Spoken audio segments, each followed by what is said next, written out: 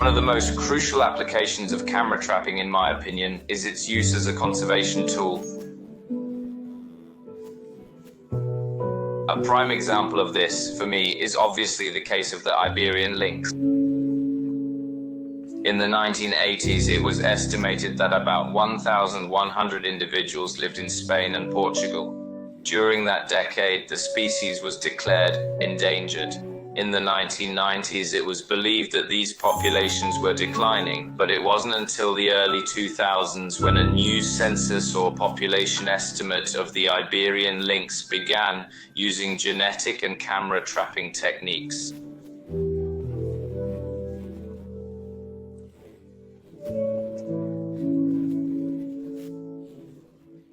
They went to areas where the species had been spotted in the 80s, dividing the entire range into 10 by 10 kilometers grids, where sampling was conducted, systematic collection of droppings, potentially from the Iberian lynx.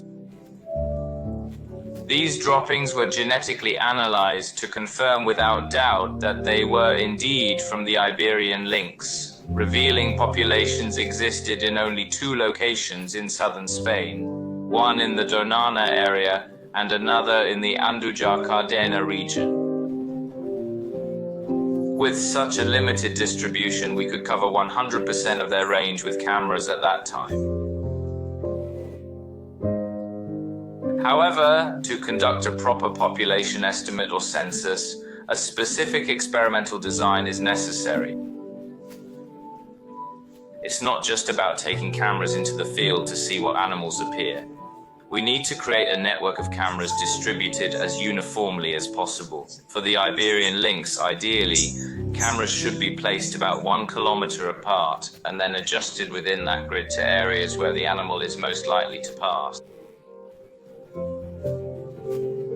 Imagine, during that period between 2000 and 2003, we set up over 300 camera traps in Doñana and over 500 in the Andújar-Cardena area. We're dealing with a massive amount of data, work, and camera trap stations. Thanks to this effort and the lynx's unique spot patterns, which are individual like our fingerprints, we can count them and apply robust statistical methods like capture-recapture analysis to estimate population sizes. At that time, we estimated about 26 individuals over 1 year old in Doñana and between 68, 69 in Andújar-Cardena.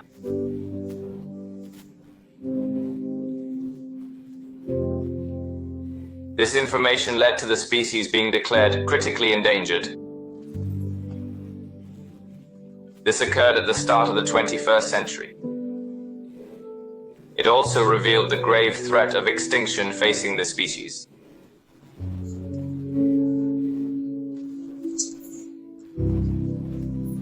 Education declared it critically endangered, and conservation projects began to help the species recover in recent years.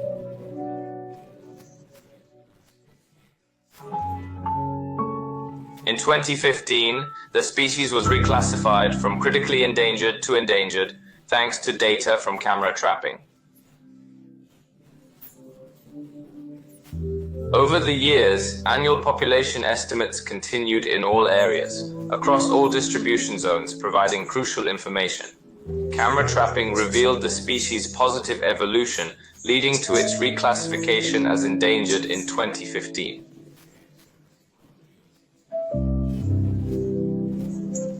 Now, thanks to reintroduction and conservation efforts, we're at about 800 lynxes across the Iberian Peninsula in 2019. How do we know there are 800 lynxes? It's thanks to the Iberian Lynx monitoring program, primarily using camera trapping. So, as you can see, camera trapping has become a fundamental tool, essential for detecting and alerting us to conservation issues like species on the brink of extinction, and then verifying that our conservation efforts are actually bearing fruit and monitoring population trends.